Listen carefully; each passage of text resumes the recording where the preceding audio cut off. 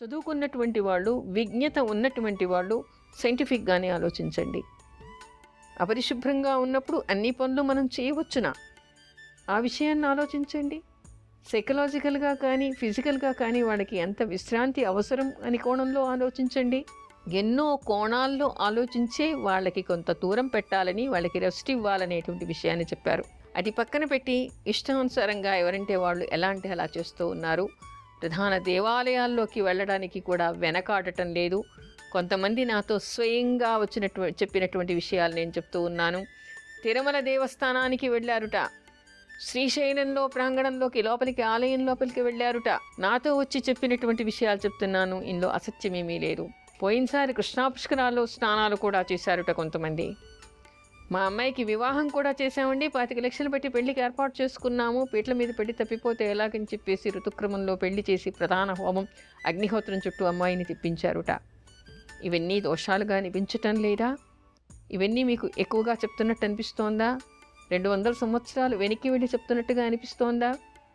మరి పూజలు పెళ్ళిళ్ళు శాంక్టిటీ ఎందుకు? మీకు అలాంటి పెళ్ళిళ్ళు ఎందుకు చేస్తారు? మామూలుగా రిజిస్టర్ మ్యారేజ్ చేసేసేయండి. అలా కాకుండా ఇలా సాంప్రదాయ సిద్ధంగా ఎందుకు చేస్తారు? దాని మీద విలువల్ని పాటించినప్పుడు ఇవన్నీ కూడా దోషాలుగా వస్తాయని శాస్త్రం చెప్తోంది. కాబట్టి ఇవేవి కూడా చేయకూడదు. అలా చేసినప్పుడు, అది దోషంగా భావించినప్పుడు, తెలియక చేసినా తెలిసి చేసినా దోషమే అవుతుంది. నిప్పును తెలిసి తొక్కినా తెలియక తొక్కినా అది కాల్చేస్తుంది. అదేవిధంగా శాస్త్రానికి వ్యతిరేకంగా మనం వెళ్ళినప్పుడు మనకి దోషాలు తగులుతాయి. అలాంటప్పుడు అలాంటి దోష పరిహారం చేయటం కోసం చెప్పేసి తెలియక చేశామండి, మరి ఏం చేయాలి, దీనికి పరిహారం ఏమిటి అని అనుకున్నప్పుడు, ఋతుక్రమం ఆగిపోయిన తర్వాత, మెనోపాజ్ వచ్చేసిన తర్వాత, అంటే మళ్ళీ ఈసారి దోషం చేశాం, పరిహారం చేసుకున్నాం, మళ్ళీ తెలియక మళ్ళీ వచ్చేసారి చేశాం అనేటువంటి మాట లేకుండా, ఎవరికైతే ఋతుక్రమాలు ఆగిపోయి ఉంటాయో అలా ఆగిపోయినటువంటి వాళ్ళు ఇలా ఋషి పంచమి రోజు వ్రతం చేయాలిట. అలా వ్రతం చేయటం వల్ల వాళ్ళకి ఆ దోషం పరిహారం అయ్యేటువంటి అవకాశం ఏర్పడుతుందిట. పశ్చాత్తాపంతో తెలియక చేశాము అని చెప్పేసి వేడుకొని దోష పరిహారం కావాలని ఈ వ్రతాన్ని చేయాలి అనేటువంటి విషయం కనపడుతోంది. అలా ఎవరైనా తెలియక కానీ తెలిసి కానీ దోషాలు చేసి ఉంటే ఇకపైన చేయకుండా, ఇకపైన పై తరాల వాళ్ళకి కనీసం దాని విషయాలు అందరికీ చెప్పుతూ, వాళ్ళు అలా చేయకుండా వాడికి సహకరిస్తూ ఈ వ్రతాన్ని చేయండి. తద్వారా దోష పరిహారం అయ్యే అవకాశం ఏర్పడుతుంది.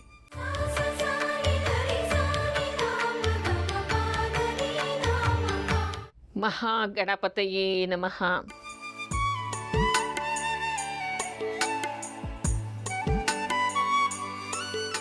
మనకి గణపతి నవరాత్రులు నడుస్తూ ఉన్నాయి. గణపతి నామజపం చేస్తూ ఉండాలి. ఆ మహాగణపతిని స్మరిస్తూ ఉండాలి అహర్నిశలు.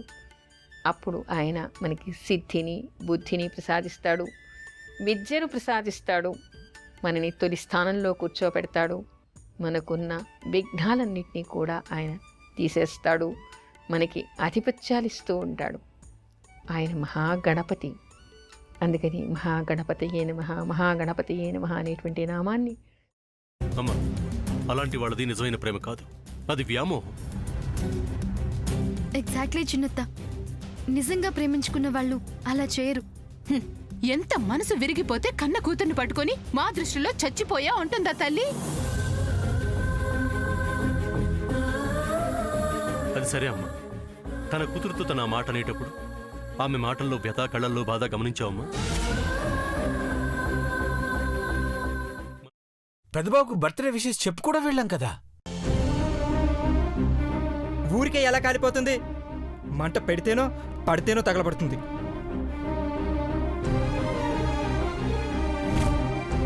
కరెక్ట్ చిన్నబాబు, నీకొచ్చినట్టే నాకు డౌట్ వచ్చింది. పార్వతే షర్టును తగలబెట్టిందనుకుంటా.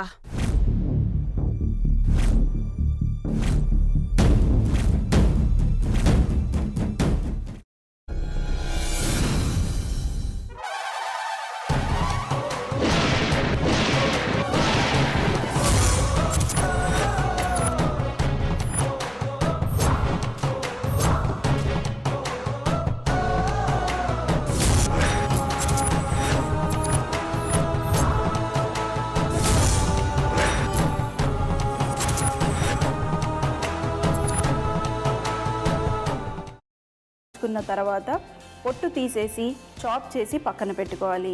ఒక ప్యాన్లో కొద్దిగా నూనె వేడి చేసి అందులో ఆవాలు, మినప్పప్పు, శనగపప్పు, కరివేపాకు, సన్నగా తరిగి పెట్టుకున్న ఉల్లిపాయలు వేసుకుని 1 నిమిషం పాటు వేయించుకోవాలి. ఆ తర్వాత కాల్చి కట్ చేసి పెట్టుకున్న వంకాయని కూడా అందులో వేసుకుని బాగా మిక్స్ చేసి బౌల్లోకి ట్రాన్స్ఫర్ చేసుకుని అందులో తగినంత చిక్కటి పెరుగు లేదా పల్చటి పెరుగు వేసుకుని మిక్స్ చేసి అన్నంతో కానివ్వండి, చపాతీతో కానివ్వండి సర్వ్ చేసినా చాలా బాగుంటుంది.